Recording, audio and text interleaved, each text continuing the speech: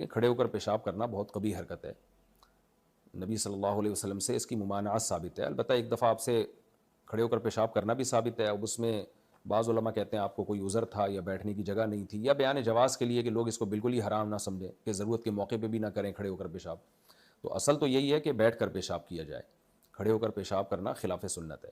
لیکن ہمیں نبی ہی کے عمل سے پتہ چلتا ہے کہ اگر کبھی عذر ہو تو کھڑے ہو کر بھی پیشاب کر سکتے ہیں. کھڑے ہو کر پیشاب کرنا جائز ہے یا ناجائز ہے؟ جائز ہے جی، مرد کے لیے جائز ہے. حدیث موجود ہے بخاری کے اندر. خود دیوبندی اور بریلوی علماء نے اس حدیث کا دفاع کیا ہے منکرین حدیث کے مقابلے پر کہ مرد کے لیے جائز ہے.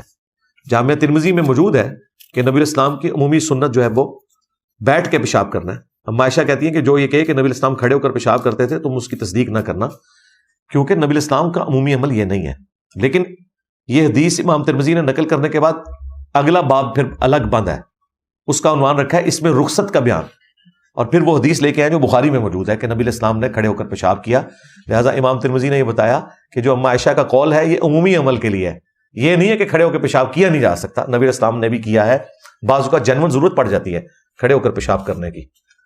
اصل مقصد ہے اپنے آپ کو چھینٹوں سے بچانا، چاہے کھڑے ہو کر کریں چاہے بیٹھ کے.